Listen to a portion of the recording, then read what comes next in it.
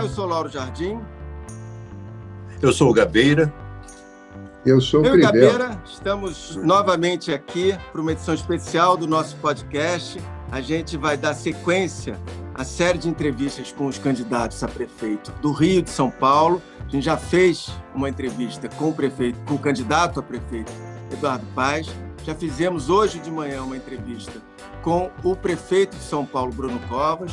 Nós vamos fazer agora uma conversa com o prefeito Marcelo Crivella e na quarta-feira a gente encerra esse ciclo de entrevistas com uma entrevista com o candidato do PSOL à Prefeitura de São Paulo, Guilherme Boulos. Hoje, como eu disse, nós estamos aqui com o prefeito Crivella. Crivella é carioca, tem 63 anos, já foi senador, já foi ministro da Pesca, era presidente Dilma Rousseff, e é prefeito do Rio desde 1º de janeiro de 2017. Está tentando a reeleição agora. Bom dia, prefeito. Bom dia, Jardim. Bom dia, Gabeira. Bom dia. E agora eu passo a bola para o Gabeira para ele fazer a primeira pergunta. Fala, Gabeira. Perfeito. Prefeito, eu vou repetir a mesma pergunta que eu fiz para o Covas de manhã. É uma pergunta destinada a prefeitos nesse momento. Está havendo um certo crescimento dos casos de Covid-19, tanto aqui como em São Paulo. E é muito difícil a gente imaginar como um prefeito, nas circunstâncias suas e na dele também, pode tratar desse tema agora, em primeiro lugar, por duas razões que eu queria que o senhor explicasse, né? A primeira delas é que a campanha é muito intensa, ela exige muito. E esse trabalho contra a Covid-19 também exige muito. São duas tarefas absorventes que, às vezes, não dão espaço uma para a outra. A segunda é que certas medidas, às vezes drásticas, que precisam ser tomadas, nem sempre têm um resultado eleitoral razoável, um resultado eleitoral positivo. E torna-se muito difícil para o prefeito se mover nessa situação. Como é que o senhor está enfrentando esses dois problemas e também a epidemia de Covid aqui no Rio? Gabeira, desde que começou a epidemia, nós temos um conselho científico. E o comitê científico, como alguns chamam, eles estão permanentemente recebendo as curvas que controlam a doença. Basicamente, essas curvas são a ocupação de leitos de enfermaria, leitos de UTI, óbitos e também as consultas em toda a rede primária. À medida que essas curvas apontam para um determinado risco, as medidas são tomadas sem interferência política. A segunda coisa é que eu devo ter aí uma reunião agora com o governador exatamente para tratar desse assunto. No Rio de Janeiro, a gente tem 2 hospitais preparados para o problema da Covid. É o Gazola e é o hospital de campanha que nós fizemos no Rio Centro. Então, eu posso dizer a você de que nós temos plena capacidade de atendimento. Eu nunca tive esses 2 hospitais lotados. Eu nunca deixei de atender ninguém que tivesse Covid na cidade, e foram mais de 130 mil pessoas. Mas é o que eu disse para você. Há pouco tempo nós tivemos uma solenidade no Palácio da Cidade, e o conselheiro do CREMERG, que participa conosco do conselho, uma das coisas que ele festejou foi de não ter tido nunca interferência política. Não sei se você conhece o Dr. Celso, é um infectologista da UFRJ, tomou posse agora como presidente do Conselho de Medicina e Cirurgia, que é uma instituição de 250 anos no Brasil. E se você ler o discurso dele de posse, ele vai dizer que o Conselho Científico recebeu a visita de um candidato, isso é o que ele diz no discurso dele, de um candidato a ministro da Saúde, chamado Osmar Terra, e que, segundo eles, tinha uma visão completamente afastada da realidade. E que o Conselho o ouviu e ficou por aí. E depois também ele diz que o conselho ouviu o dono de um shopping, que é dono de talvez o maior shopping do Rio, e também de uma rede de shoppings no Brasil, que, na ocasião, defendia a reabertura com os critérios de controle da doença dele, e que isso não foi também, quer dizer, ele veio, fez o pedido, o conselho ouviu, mas o conselho tomou decisões independentes e os shoppings continuaram fechados. Então, são duas coisas que a gente comemora, porque aqui no Rio de Janeiro, esse conselho científico, seus membros festejam de não ter havido nenhuma interferência política em qualquer período, seja eleitoral ou fora do eleitoral. E também, como eu disse a você, é matemático. As curvas estão lá, bateu um certo ponto, volta o afastamento social. Prefeito, eu queria... Gabriela, quer complementar alguma coisa aí? Não, até aí está bem. Tá. Prefeito, tem uma questão grave do Rio de Janeiro, que não começou na sua gestão, mas que eu avalio que na sua gestão o problema permanece de forma intensa, que é o problema das milícias. As milícias, elas têm um poder crescente na cidade, todos os estudos mostram isso, e uma das coisas que um prefeito pode fazer para combater as milícias, para conter o poder desses bandidos, no caso das construções irregulares. O Rio de Janeiro deve ser o único lugar onde não é que se construam casas ou casinhas ou casebres em lugares irregulares ou em costas. No Rio de Janeiro se constrói prédio de 8 andares, como acontece na Zona Oeste. É um caso absolutamente inacreditável. Eu sei que na sua gestão um outro prédio foi derrubado, mas tem uma dificuldade de se derrubar prédio, porque às vezes isso tem uma questão judicial e tal, mas antes de derrubar os prédios, eles foram erguidos. Ou seja, que compromisso o senhor tem agora, nesse segundo mandato, para tentar reduzir o poder das milícias no que concerne ao poder que a prefeitura tem de mando? Lauro, deixa eu te falar uma coisa. No meu governo, nós demolimos mais de 200 casas e edifícios. Eu fui o governo que mais combateu as milícias.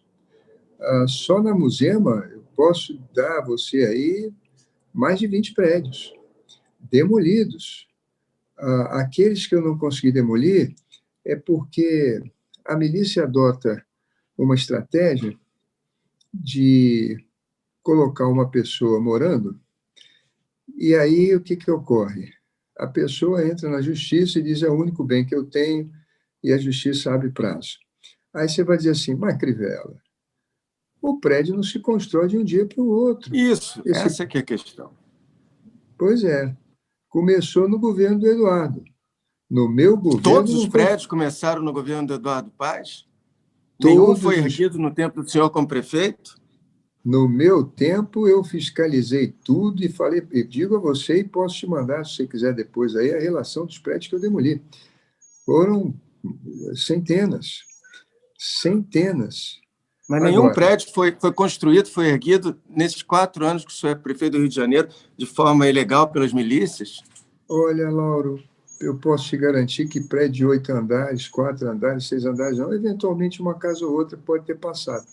Mas esses prédios que, desde o início do governo, eu estou tentando, alguns ainda não consegui derrubar, eles têm essa estratégia jurídica que você bem citou aí. A justiça abre prazo e a gente não consegue. Depois demora. Agora, recentemente, à beira do Rio das Pedras, eu demoli 50 casas, que eram... Casas não, eram lojas, comércio, que ficavam ali à beira do rio, e a gente não conseguia dragar o rio. Então, pode ter certeza, Lauro Jardim, eu fui o prefeito incansável na demolição de prédios, e me lembro que houve prédio que eu tentei demolir, a justiça não permitiu, e depois desabaram e houve mortes. Aí, depois que isso ocorreu, realmente nós tivemos autorização para demolir diversos, né, especificamente na Muzema. Mas garanto a você que eu posso mandar a relação para você, eu fui o prefeito que mais demoliu milicianos. Agora, lembra que esse início da milícia, Lauro Jardim, ela cresce exatamente quando os políticos, e Eduardo era um deles, achavam que era uma saída. Você tem na internet aí vídeos do Eduardo dizendo que policiais e bombeiros estavam fazendo em Jacarepaguá um trabalho notável, um trabalho muito bom, trazendo paz. Tenho certeza que você é bem informado, já deve ter visto isso. Lá atrás isso começa, lá atrás, achando que era uma solução para o problema. Bom, eu continuo, então, com uma pergunta mais ou menos próxima. Quando senador, você demonstrou um interesse pelas favelas, teve lá um projeto na Providência, e eu te pergunto, agora, como prefeito, com 25% das pessoas morando nos morros, o que a prefeitura fez pelos morros do Rio de Janeiro nesse período? Ô, Gabeira, são certas coisas que a gente faz e não aparece, sabe? O que aparece são Olimpíadas, Copa do Mundo, Museu do Amanhã. As obras que eu fiz normalmente não aparecem, mas eu continuei o investimento social. Você vê o Morro da Coroa, você entrar ali no túnel que sai do centro da cidade e vai para as Laranjeiras, tem centenas de casas ali que nós fizemos, continuamos também no Morro da Providência. Fizemos uma demolição enorme na Mangueira, que era o antigo IBGE, onde as pessoas moravam em situações desumanas. Também fizemos na Zona Oeste, num conjunto chamado, eu vou lembrar daqui a pouquinho, e centenas de pessoas viviam naqueles escombros. Nós demolimos ambas as construções e colocamos no aluguel social. São milhares de pessoas que eu levei para o aluguel social, porque quando o presidente Jair Bolsonaro assume, o projeto Minha Casa Minha Vida passa a ter uma reavaliação. Então, praticamente, eles terminaram os que estavam em andamento, e eu tinha aqui uns 20 mil apartamentos que consegui entregar, mas depois virou Casa Verde e Amarela e já dentro de uma nova perspectiva de governo. O fato é que fiz muito menos do que gostaria de fazer, porque eu herdei uma dívida colossal de 7 bilhões para pagar em 4 anos, e a arrecadação no mesmo período caiu cerca de 10, com 15 bilhões a menos. O que eu podia fazer não foi nem perto do que eu gostaria de fazer. Citei para você 4 casos aí. O Morro da Providência é uma luta minha antiga. Aliás, o Morro da Providência, Gabriel, ele sofreu muito, porque com o projeto do Porto Maravilha, esse projeto é um escândalo. A obra foi orçada em 2 bilhões e os empreiteiros cobraram da prefeitura, não, nesse caso da Caixa Econômica, 5 bilhões. Na Lava Jato, eles delataram que as obras no período olímpico eram multiplicadas por um fator 2,2. Imagina, a propina era maior do que o valor da obra, era uma coisa inacreditável. Então, um projeto orçado em 2 bilhões custou 5 para a prefeitura, para a Caixa Econômica, que não quer mais mexer naquilo, não quer mais tocar aquilo ali. O presidente da Caixa Econômica, ele já escreveu lá nos balanços da Caixa Econômica um prejuízo de 3 bilhões, porque hoje, se você precisar vender os terrenos que, pela PPP, que são da Caixa Econômica e deveriam pagar o investimento, você tem que vender um terreno que vale 100 milhões por 500, não tem mercado. Mas o fato concreto é que, dentre esses 5 bilhões, 400 milhões era para reformar o Morro da Providência, primeira favela do Brasil, que, na última hora, o Eduardo optou por tirar esse dinheiro e construir o Museu do Amanhã. Então, talvez tenha sido o maior equívoco que ele cometeu no seu governo. E não era caridade, não. É que os investidores do Porto Maravilha não se sentiam confortáveis, imaginando que ali surgiriam prédios comerciais, residenciais, hotéis de luxo, universidades, enfim, com a proximidade de uma comunidade tão carente quanto aquela. Então, havia uma reforma completa, tanto do lado que vai para Presidente Vargas, como do lado que vai para a Baía de Guanabara. E o Morro da Providência, mais uma vez, perdeu a oportunidade de ser, vamos dizer assim, urbanizado. E é uma favela que já vem do século XIX. Mas o fato concreto é esse. Com as dívidas que eu tive, a maioria dos trabalhos que eu fiz, Gabeira, foram trabalho de dragagem dos rios que passam dentro das comunidades, no Jacarezinho, na Maré. E também, sabe, Gabeira, uma coisa que, de certa forma, me consolou, é que, no ano passado, eu acredito que, por inspiração de Deus, comprei muitos equipamentos, e esses equipamentos se tornaram muito importantes na época do coronavírus. E eu pude instalar tomógrafos de 128 canais, na favela da Rocinha, no Rio das Pedras, na Cidade de Deus, na Maré, coloquei também no Alemão, coloquei na Pavuna, Bangu, Campo Grande, Santa Cruz, e esses tomógrafos acabaram servindo muito no combate ao coronavírus. Mas, e também fiz clínicas de saúde da família nas comunidades. Fiz 2 clínicas de saúde da família na Cidade de Deus, fiz uma clínica de saúde da família na Muzema, fiz clínica de saúde da família 2 também lá na Maré. Enfim, mas termino meu governo muito frustrado, porque gostaria de ter feito muito, muito, muito, muito mais, e, infelizmente, os recursos não permitiram. Prefeito, também vou repetir aqui uma pergunta que eu fiz mais cedo para o prefeito Bruno Covas, e, a propósito, na sexta-feira teve o Dia da Consciência Negra, teve o episódio de Porto Alegre, do assassinato do cliente negro lá no Carrefour. O senhor tem algum plano, e o senhor acha importante ter, para aumentar a representatividade de negros no seu secretariado? E aí, emendando a pergunta, queria saber se o senhor concorda com o vice-presidente Mourão quando ele disse que não há racismo no Brasil. Olha, o meu secretariado sempre teve negros. Nunca estivemos sem negros, na cultura, na assistência social e em outras secretarias. Você sabe, eu sou membro da Igreja Universal do Reino de Deus. Talvez a primeira igreja que tenha consagrado tantos bispos negros, pastores negros, e que, pronto, se espalharam pelo mundo, foram para a televisão, e eu tenho a impressão também de que isso foi algo muito positivo, muito positivo. As igrejas da minha infância tinham menos negros, igrejas evangélicas que eu estou dizendo, do que a Igreja Universal desde a sua fundação. Prefeito, perdão interrompê-lo, mas o senhor falou que tem negros no secretariado, mas o senhor acha importante ter um determinado número de negros, a metade dos secretários negros, ou 30% negros, ou basta ter um ou outro negro? Eu queria entender isso, porque isso hoje é uma questão relevante, seja, enfim, para a sociedade inteira. Eu queria saber a sua posição em relação a isso. Lauro, é o que eu estou dizendo. A minha formação sempre foi plenamente favorável que haja igualdade de tratamento.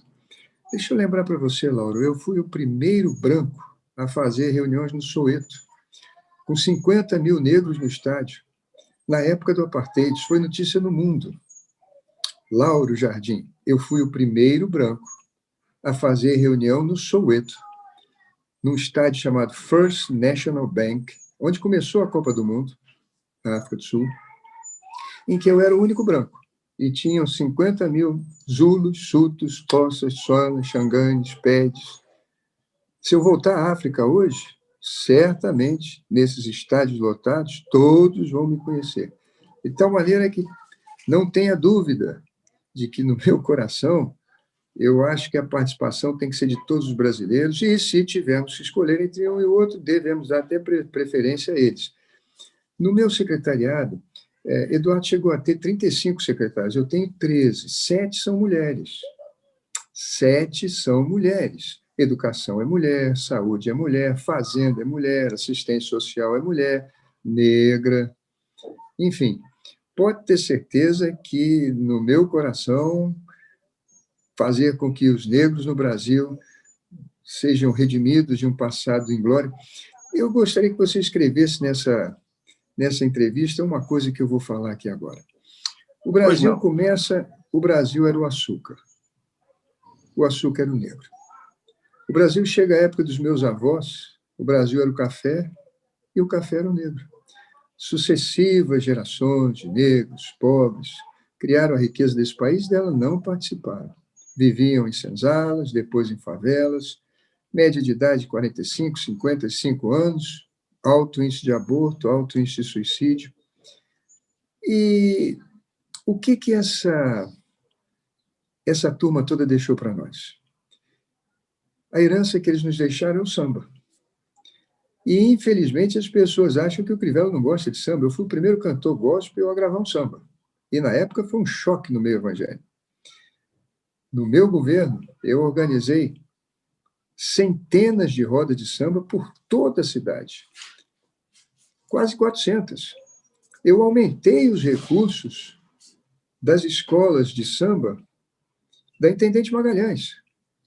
Esse samba, o Jardim, ele tem, em 1971, eu gostava muito de um samba do Salgueiro que dizia assim: essa noite ninguém chora e ninguém pode chorar, e ninguém deve chorar. Que beleza, nobreza que visita o Congá. Ô lelê, ô lalá, pega no ganzê, pega no ganzá. É essa a essência do samba. Quer dizer, eles diziam para nós o seguinte: nós estamos passando momentos tão difíceis e construímos a riqueza do país. Vocês terão outras dificuldades, mas, mesmo quando a nobreza que nos explora, nos humilha, vier nos visitar, nós não vamos nos agachar, nós não vamos chorar, nós não vamos nos diminuir, nós vamos pegar no ganzê e no ganzá. E é isso que eu tenho tentado fazer no meu governo, porque eu e você e o Gabeira somos parte, em certa forma, desse panelão racial onde há 500 anos se retempera a alma do homem brasileiro. Então, e sobre a frase do vice-presidente Hamilton Mourão? Olha, se você for comparar o regime de segregação que eu encontrei na África do Sul, realmente no Brasil a coisa é muito menor. Agora, se você for verificar isso que eu acabei de falar, de sucessivas gerações de negros que construíram a riqueza desse país e nunca dela participaram, e ainda deixaram uma herança espetacular. Confira com as heranças que deixaram, por exemplo, a família dos Breves, confira com a herança que deixaram os grandes latifundiários brasileiros, e você vai ver que a herança que surge da mão de obra escrava, que surge das favelas e também das...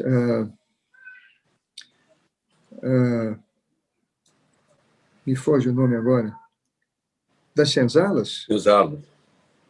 A herança que deixam para nós é algo extraordinário, é a nossa capacidade de resiliência.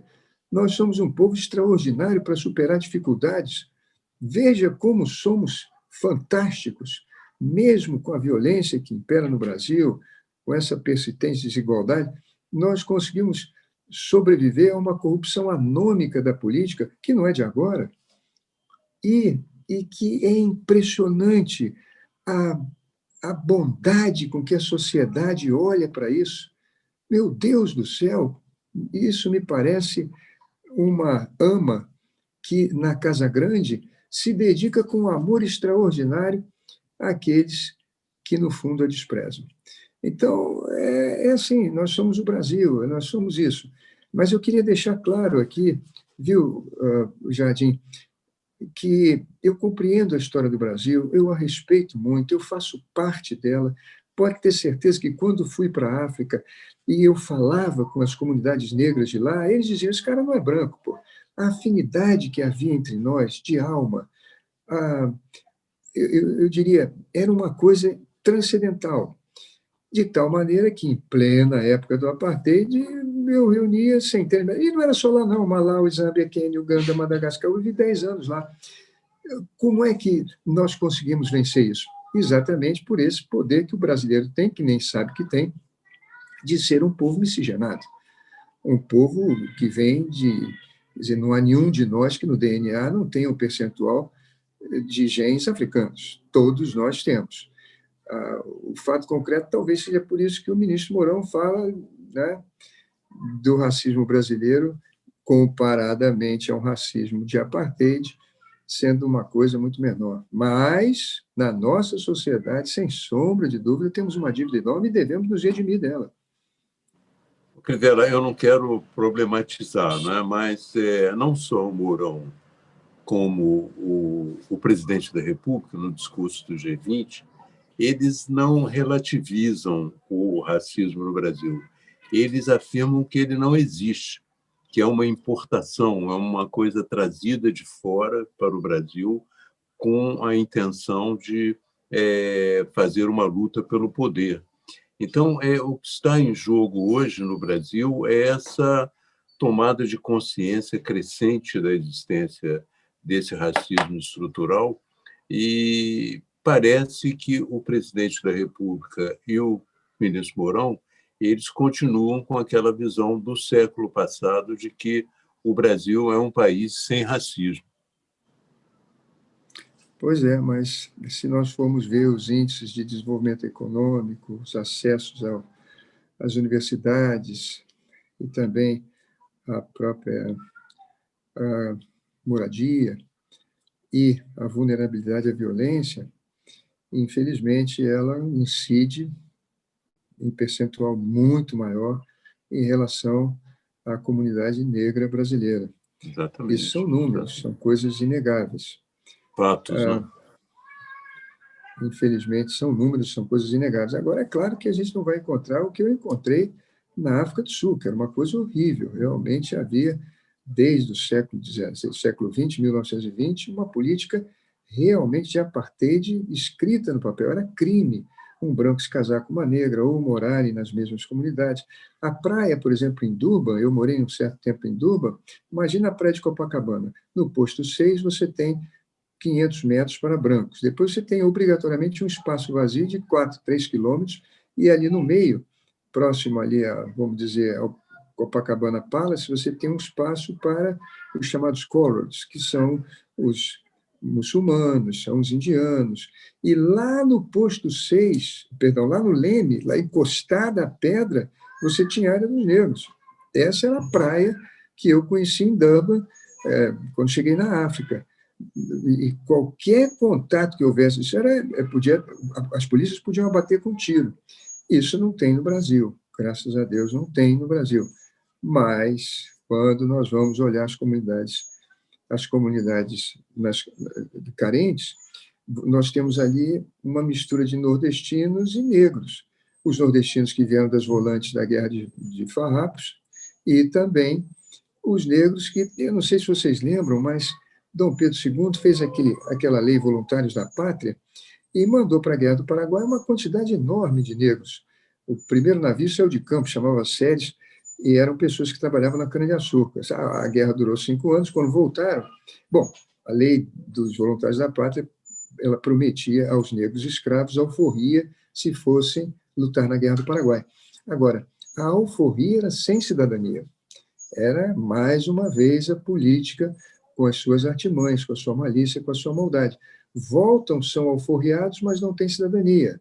Não podem ter propriedade, não podem se educar, não podem ser eleitos, não podem votar, e aí começa aquela estrutura do negro de ganho. Aí você começa essas pessoas a ocuparem as comunidades, né, improvisando casas nos morros. Depois, os nordestinos, Prudente Moraes, cria oficialmente o Morro da Providência, e diz, olha, nós vamos tomar uma providência, vocês vão aí se acomodando aí que nós vamos tomar uma providência. Essa providência podia ser tomada agora, nesse projeto do Porto Maravilha, mas na última hora o Eduardo retirou esses recursos do Morro da Providência para fazer o Museu da Manhã, que é uma obra bonita, mas podia ter custado um pouco menos e não ser sacrificado o Morro da Providência, que já vem lá, estou falando de Farrapos, é 1890, é uma coisa impressionante que ali a gente ainda tenha casas improvisadas, esgoto descendo a céu aberto, e essas tragédias todas, que não é só ali, não, em todos os morros do Rio de Janeiro, a gente vê isso aí. Bem, Crivella, então, só para concluir essa pergunta, eu acredito que o Crivella discorda diplomaticamente do Mourão e do Bolsonaro nesse ponto. Bom, está bem assim? Nesse ponto especificamente, eu digo ao senhor, se a visão é de comparar o racismo que há na África África do Sul, com o racismo que há no Brasil, realmente no Brasil a coisa se dilui. Mas se olharmos a história brasileira e a recompensa pelo esforço que tiveram as diversas gerações negras com os demais, realmente nós temos uma dívida grande a nos resgatar, a nos redimir. É uma dívida muito grande. Eu acho que é isso. E veja, o que me encanta nisso é que da senzala e da favela nos deixaram uma herança tão linda, que é o samba. Às vezes as pessoas dizem, mas o samba vem da África. Olha, eu vou dizer uma coisa para vocês, eu vivi lá 10 anos, eu andei em tudo quanto é país negro, eu não fui acima do Saara. Eu nunca vi samba na África, nunca vi samba na África, eu nunca vi a nossa batucada, eu nunca vi na África. É uma coisa que nasceu aqui, e é tão bonita e é tão espetacular. Quando eles ouvem lá na África, ficam realmente encantados. Pode ver, vários artistas brasileiros que cantam samba é um sucesso estrondoso, sobretudo em Moçambique, em Angola, e também no Cabo Verde e em São Tomé e Príncipe, porque ali se fala português. Nos outros países, muitas línguas tribais, o sucesso não foi tão grande.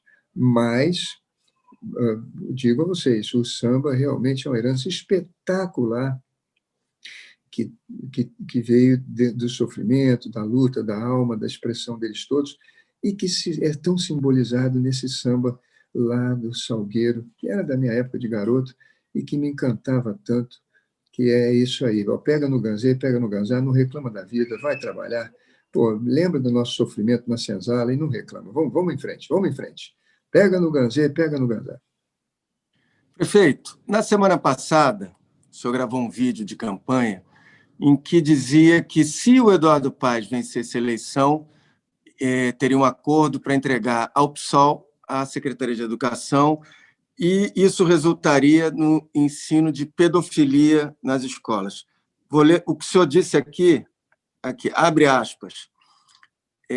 Agora você imagina, pedofilia nas escolas, e nós vamos aceitar pedofilia na escola, no ensino infantil? Fecha aspas. O que o senhor quis dizer exatamente com isso? Porque o senhor não acredita que, primeiro, o senhor sabe que é muito difícil o PSOL, o tipo de aliança, ele não receber a Secretaria de Educação, mas ainda assim, ainda que essa hipótese fosse verdadeira, o senhor acha que teria um incentivo à pedofilia? Explica um pouco melhor o que o senhor quis dizer com isso. Olha, eu acho que nesse caso nós devemos ter uma vigilância máxima, 100%. Eu não sei se você se lembra, mas houve um projeto que começou a tramitar na Câmara dos Deputados chamado Estatuto da Família do século XXI. Esse Estatuto da Família, da maneira que foi escrito, ele dá a possibilidade de interpretações de um avô casar com uma neta. De um avô casar com uma neta. Ali se quebram todas as barreiras sociais, culturais, religiosas, que formaram a nossa alma, que formaram a nossa civilização. Esse projeto teve apoio do PSOL. Eu sei que o Eduardo não entregaria a Secretaria de Obras para o PSOL, nem o PSOL se interessa pela Secretaria de Obras. O PSOL tem uma visão de mundo. Tem uma visão de mundo que eles defendem. Uma visão libertária e uma visão de uma nova família na sociedade brasileira. Portanto, nós devemos ficar atentos a tudo isso, para que não corramos o risco de amanhã ver esses assuntos serem discutidos ou abordados. E isso nos preocupa. A aliança do Eduardo com o PSOL é uma aliança que inclui também a ideologia de ambos os partidos. O povo do Rio de Janeiro, os eleitores, precisam saber disso. E é quanto a isso que eu os admoesto. Mas essa aliança não foi explicitada e esse projeto não teve a mínima... Eu tenho que procurar esse projeto que você afirma que o avô casa com o neto. Eu tenho que procurar nos anais da Câmara, mas eu jamais ouvi falar disso como um projeto e mesmo assim, não acredito que nenhum projeto político destinado a ser aprovado na Câmara dos Deputados implicaria em pedofilia nas escolas. Eu acho que isso você, como eu, sabe muito bem, é que não existe a mínima condição política no Brasil de uma aberração dessa ser aprovada. Olha, Gabeira, você vai ficar pasmo, porque o Estatuto da Família para o século XXI, eu posso te enviar, é um projeto de 2 artigos, e que teve parecer favorável de um deputado. Ele permite essas interpretações, porque quebra completamente qualquer vínculo que não seja, vamos dizer assim, a expressão mais libertária da independência das pessoas decidirem seu próprio destino. Foi um debate grande que teve no Congresso na época. O autor do projeto é o ex-ministro Orlando Silva, do PT. E esse projeto teve apoio do PSOL. E ele realmente trouxe um pavor a todos, sobretudo aos evangélicos. Você sabe, Gabeira, a questão da família é uma coisa que a gente tem muito cara, não é? Eu afirmo a você de que respeito a decisão de cada pessoa com relação à sua sexualidade. E se Deus os ama, e eu tenho certeza que os ama, eu não sou absolutamente capaz de os desprezar. Amo-os também, porém com direito a discordar, a discordar. E é isso que eu procuro, com educação, expressar, com educação e respeito. Esse projeto, o senhor realmente disse bem, é uma aberração, porque do jeito que foi proposto, não há como você inibir qualquer iniciativa, desde que os participantes digam: estou apaixonado, é amor, é da minha alma, é isso que eu quero, e o Estado não tem nada a ver com isso, e vamos em frente. Bom, nós vamos examinar esse projeto para ver realmente se ele diz isso, né? Se ele autoriza isso. É do Orlando Silva, né? É do Orlando Silva. Ele Agora, diz assim, é muito difícil também achar que o PSOL iria aplicar essa perspectiva numa escola do Rio de Janeiro, né? Eles, inclusive, entraram na justiça tentando questionar a sua afirmação. Acho que vai aí haver uma batalha jurídica. olha, a justiça realmente precisa rever, são os problemas de corrupção, Gabeira, porque, você sabe, o Eduardo só com corrupção passiva é réu em dezenas de ações, dezenas de ações. Eu, quando entrei na prefeitura, uma vez um repórter me entrevistou e disse assim: ô, Crivella, saiu uma denúncia aqui do Eduardo, do secretário de obras. E eu dei a entrevista e digo assim: olha, não culpem o prefeito, não, porque ele não é engenheiro, eu sou. Mas são tantas obras que correm na cidade que pode haver uma coisa ou outra. E o Eduardo me ligou. Disse: olha, Crivella, eu agradeço aí você ter falado isso e tal. Agora, depois que eu tomei conhecimento das delações feitas na Lava Jato, das empresas, sobretudo a Aécio, Odebrecht, Andrade Gutierrez e a Delta, e também a Carioca Engenharia, o que se viu aqui no Rio de Janeiro é exatamente o que se via no governo do Cabral.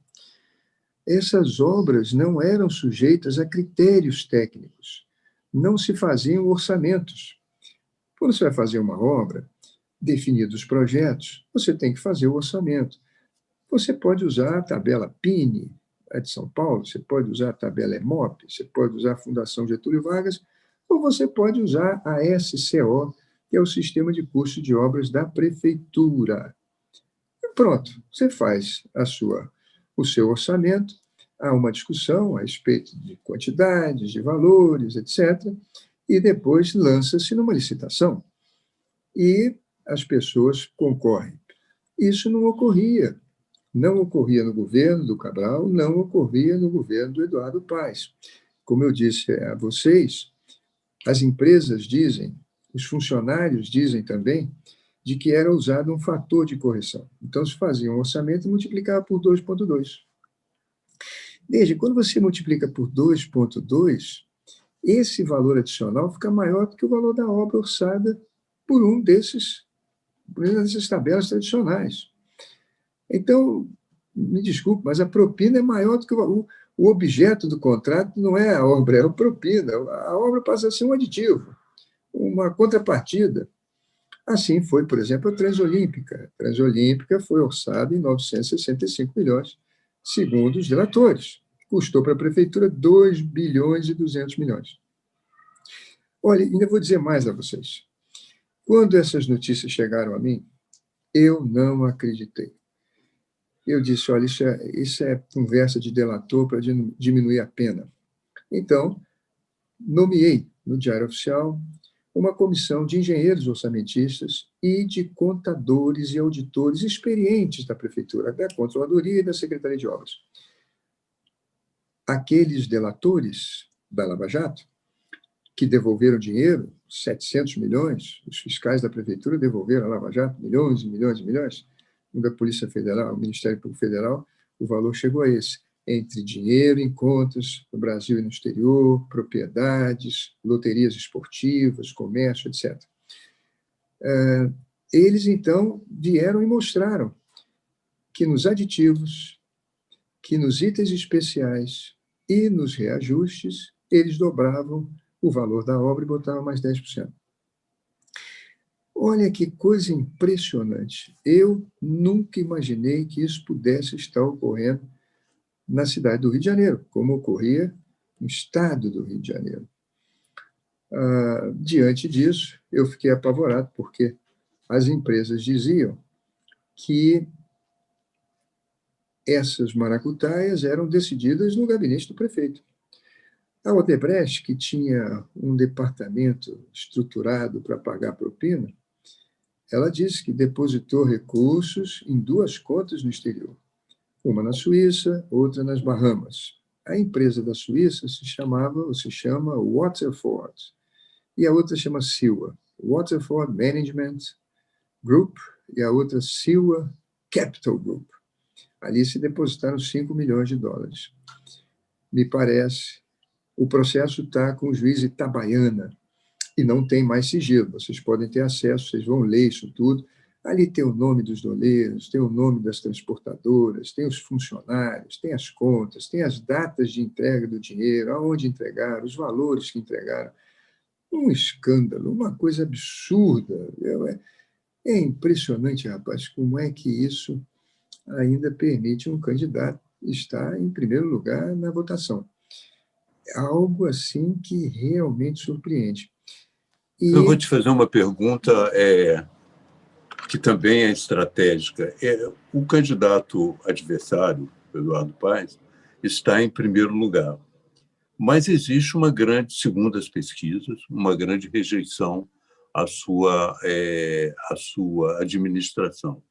Não é o que você parece ter sentido nas ruas. Tem dito que não, que a aceitação é maior. Tanto que até durante o segundo turno, o primeiro turno, a votação do primeiro turno, foi bem superior à que previam as pesquisas, a sua votação. Mas ela ainda é muito distante daquela votação dos prefeitos que foram bem-sucedidos. Sem voltar ao passado, sem ficar remoendo o passado, qual é a sua estratégia para recuperar esse tempo perdido no segundo turno? É mostrar à população de que a minha rejeição ela vem exatamente da minha ação contra, eu diria a você, Gabeira, monopólios estruturados na cidade do Rio de Janeiro. Eu tive que lutar contra o VLT, eu tive que lutar contra o escândalo que é a Liesa, eu tive que lutar contra a FETransport, nós temos a passagem mais barata de ônibus no Brasil. Eu tive que lutar contra a Lanza, a Invepar. Eu tive que multar essas empresas, por exemplo, que eu citei para você. Todas elas foram consideradas inidôneas e foram multadas. Agora, para saírem da inidoneidade, estão me devolvendo dinheiro. Vão me devolver, que já está mais ou menos acertado, vão me devolver mais de 100 milhões, que é o dinheiro que eu espero para consertar essas... a Transcarioca, por exemplo. Eu contrariei a Globo. A Globo, na época do Eduardo, teve 150 milhões de publicidade. 150 milhões de publicidade. Eu nem tinha esse recurso, mas também sou honesto com você. Se tivesse, não podia isso. Tudo isso, Gabeira, para quem faz obras em comunidade, para quem faz obras... Eu terminei 130, o Eduardo deixou 136 obras para terminar, eu terminei as 128. Parque Madureira, por exemplo, as pessoas dizem, Parque Madureira, quem fez o Parque foi o Eduardo. Eu fiz metade do Parque Madureira, ele fez só metade, mas fica o nome dele. Agora, deixa eu te falar com respeito a essa rejeição. No Rio de Janeiro, Gabeira, de cada 10 eleitores, historicamente, nos últimos anos, há mais de uma década, 2,5 não vêm votar. 1,5 vem votar, mas vota nulo, e meio vota em branco. Portanto, nós estamos falando em 4,5. Agora, com a pandemia, foi para 5. Ora, como é que eu posso ter 7 que me rejeitam? O argumento é político. Desses 7 que me rejeitam, muitos deles já não vão. Muitos deles já votam branco, já votam nulo. Ficam na minha conta. Mas é uma rejeição de todos. Se você for ver... Mas, prefeito, o senhor só teve 21% ou 22% no primeiro turno. Isso significa que esses são seus eleitores primordiais. Quer dizer, em princípio, as outras pessoas o rejeitam. Olha... Se estivesse satisfeito com o senhor, votaria no senhor, ou não? Lembra que... Deixa eu explicar uma coisa para vocês também, muito importante, e eu tenho a impressão que o Gabeira já sabe disso. Quando você contraria interesses econômicos, esses interesses econômicos entram na disputa, e eles vão fazer boca de urna. Ninguém aqui é ingênuo para desconsiderar o que eu estou dizendo.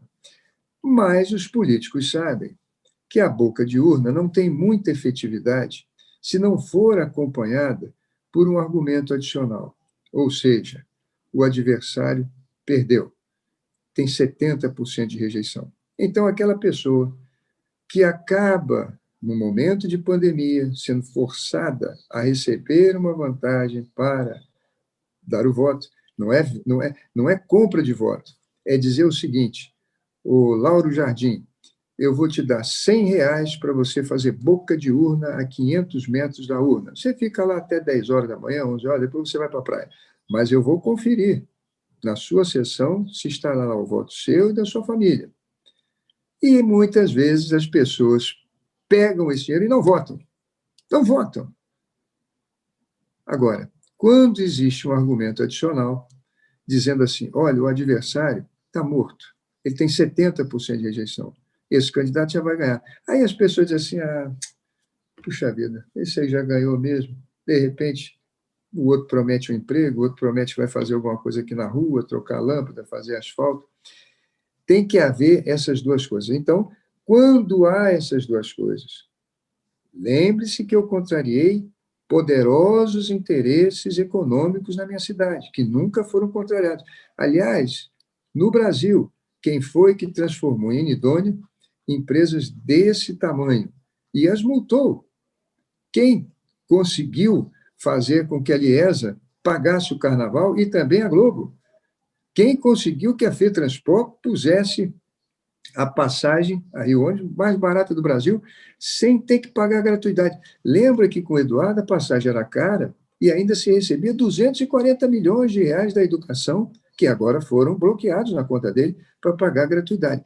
Então, é natural, é claro que essas pessoas queiram... A Liesa, a Lanza perdeu 1 milhão por dia.